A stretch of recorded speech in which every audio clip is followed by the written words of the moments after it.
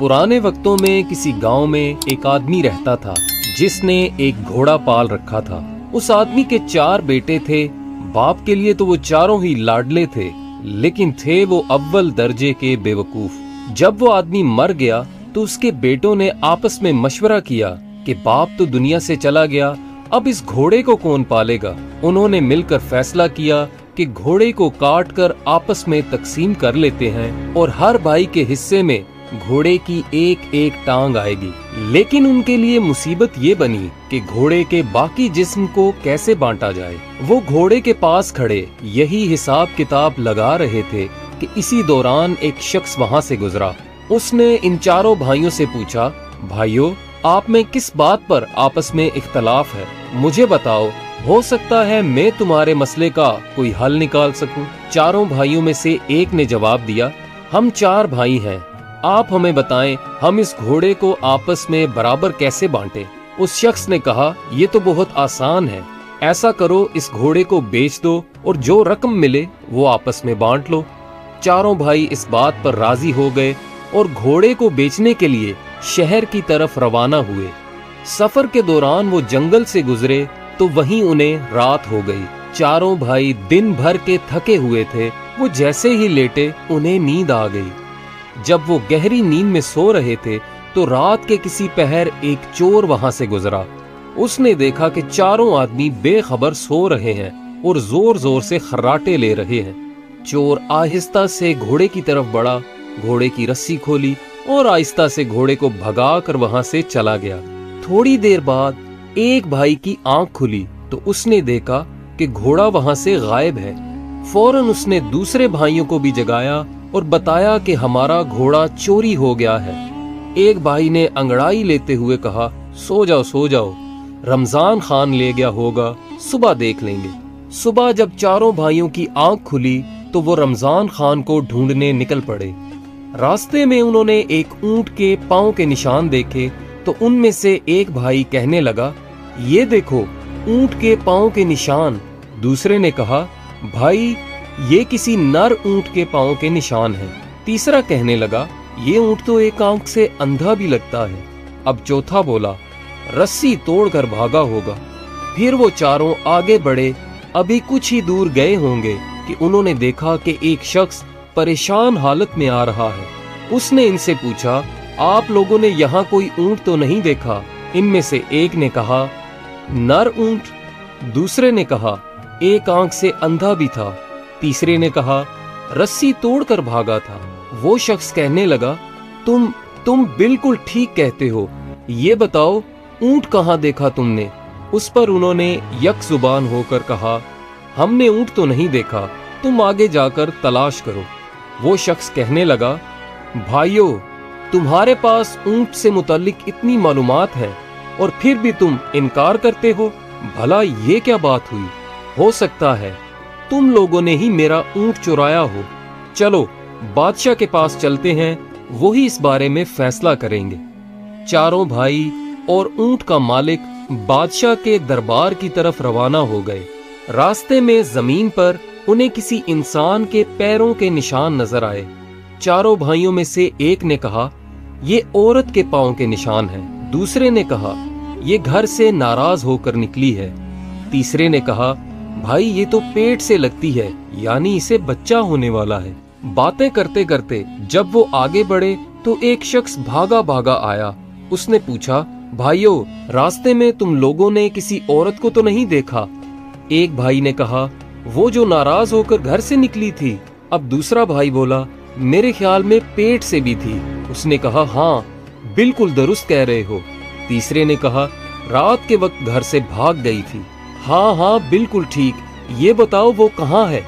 चारों भाइयों ने फिर से यक जुबान होकर कहा, हमने तो उसे नहीं देखा, जाकर कहीं और तलाश करो। वो शख्स कहने लगा, मैं तुम्हारी बात पर कैसे यकीन कर लूं? तुम सब कुछ जानते हो और अब कह रहे हो हमें इसके बारे में कुछ मालूम नहीं। मेरी औरत यकीनन तुम लोगों के पास है। वो भाई कहने लगे, अगर तुम्हें हम पर शक है और हमारी बात पर यकीन नहीं तो आओ हमारे साथ बादशाह के पास चलो ताकि वो इस मामले का कोई फैसला करे। अब वो शख्स भी इनके साथ चल पड़ा। चलते चलते वो एक शहर में पहुंच गए। एक गली में उन्होंने एक शख्स से पूछा, ये रमजान खान का घर कहाँ है?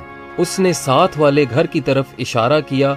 उसी वक्त एक घर से एक शख्स निकला और कहने लगा, रमजान खान मैं हूँ, कहो क्या बात है?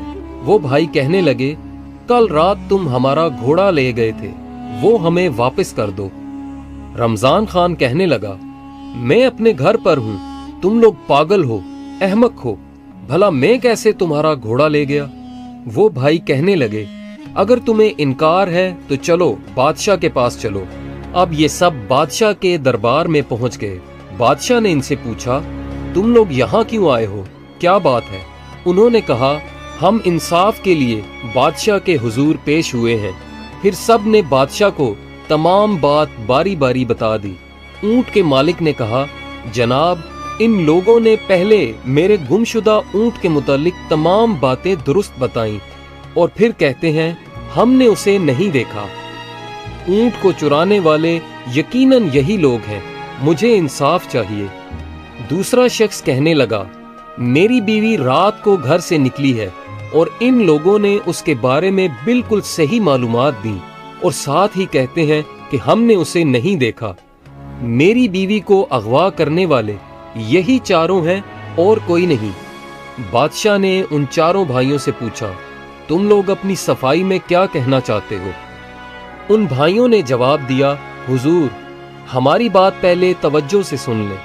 रात को रमजान खान ने हमारा घोड़ा चोरी कर लिया। अभी वो इतना ही कह पाए थे कि रमजान खान ने कहा, आलीजा, मुझे इसके मुतालिक बिल्कुल इल्म नहीं, मुझे ये लोग बिला वजह पकड़ लाए हैं। अब बादशाह ने उन चारों भाइयों से पूछा, ये बताओ, जब रमजान खान घोड़ा चोरी करके ले जा रहा था तो तुम में से किसी ने इसे देखा? वो भाई कहने लगे, हुजूर, हम में से किसी ने इसे नहीं देखा। फिर बादशाह ने गुस्से में कहा, जब तुम लोगों ने इसे देखा ही नहीं तो इस पर झूठा इल्जाम क्यों लगाते हो? और ये जो दूसरे लोग तुम्हें अपने मुकद्दमों में मुल्जिम ठहरा रहे हैं, इसकी सफाई में तुम क्या कहना चाहते हो? इन चारों बेवकूफ भाइयों ने कहा, हुजूर, ये लोग हम पर तोहमत लगा रहे हैं, हम मुजरिम नहीं, दरअसल हम इल्मे गैब जानते हैं, हमें सब कुछ इसी इल्म के जरिए मालूम होता है। बादशाह ने कहा, अगर ऐसा है तो मैं तुम लोगों का इम्तिहान लूंगा और देखूंगा कि क्या वाकई तुम्हें इल्मे गैब आता है या तुम बातें बना रहे हो। इसके लिए मैं एक चीज को दूसरी चीज के अंदर छुपा कर रखूंगा। अगर तुम लोगों ने सही तौर पर बता दिया तो मैं समझूंगा कि तुम लोग वाकई इल्मे गैब जानते हो और बेकसूर हो। फिर बादशाह ने एक अनार मंगवाया और उसे संदूक में बंद करके उनसे पूछने लगा, बताओ, इस संदूक के अंदर क्या चीज है? वो चारों भाई एक दूसरे का मुंह तकने लगे। सबसे बड़े भाई ने कहा, कोई गोल गोल सी चीज है। दूसरे भाई ने कहा, इसके सर पर कोई छोटा ताज भी है। तीसरा कहने लगा, इसके बीज में दाने दाने हैं। चौथे ने कहा, क्यों नहीं कहते कि संदूक में अनार है? अब बादशाह को यकीन हो गया कि ये भाई सच्चे हैं और ये इल्मे गैब जानते हैं। बादशाह ने रमजान खान से कहा कि इन भाइयों का घोड़ा वापस कर दो या इसकी कीमत अदा करो, और दूसरों से कहा कि जाओ, तुम अपना ऊंट और ये अपनी बीवी को तलाश करे, क्योंकि ये भाई वाकई इल्मे गैब जानते हैं। रमजान खान से घोड़े की कीमत वसूल करके उन चारों भाइयों ने उस रकम से भेड़ बकरियां खरीद ली और अपने गांव की तरफ रवाना हुए। दोपहर के वक्त वो एक जंगल में पहुंचे। वहां दरख्तों का साया था और ठंडी ठंडी हवा चल रही थी। चारों भाई थकन से चूर हो चुके थे, इसलिए वहीं बेखबर होकर सो गए। जब एक भाई की आंख खुली तो उसने देखा कि बकरी का एक बच्चा एक दरख्त पर चढ़ा हुआ है और भेड़ें जुगाली करते मुंह हिला रही हैं। उसने अपने भाइयों से कहा, चुपके से उठ जाओ। भाई पूछने लगे, क्यों, क्या हुआ? उसने कहा, बकरियां डंडे तोड़ रही हैं और भेड़ें हमें मारने के लिए आपस में मशवरा कर रही हैं। चारों भाई वहां से भाग निकले और भेड़ बकरियों को वहीं छोड़ दिया। एक भेड़ ने उनके पीछे पीछे भागना शुरू कर दिया तो एक भाई ने पत्थर उठाकर भेड़ पर दे मारा और कहा, भाइयों, एक को तो मैंने मार दिया है, अब जितनी जल्दी हो सके यहाँ से भाग चलो। जब वो काफी देर भागते रहे तो थक गए और उनकी सांसें फूलने लगीं। भागते भागते वो रुके और एक ने कहा, गिनती करो, क्या हम सब मुकम्मल हैं या नहीं। ये कहकर चौथे भाई ने गिनना शुरू किया, लेकिन अपने आप को गिनना भूल गया और कहने लगा, हम तो 3 हैं, हमारा चौथा भाई गायब है। दूसरे ने कहा, ठहरो, मैं गिनती करता हूँ। फिर उसने गिनती शुरू की, ये 1, ये 2, ये 3, हम में से वाकई चौथा भाई गायब है। इसी तरह बारी बारी चारों ने गिनती की और हर एक ने अपने आप को नहीं गिना। वो समझते रहे कि चौथा भाई कहीं गुम गया है। इसी दौरान वहां से एक घुड़सवार गुजर रहा था।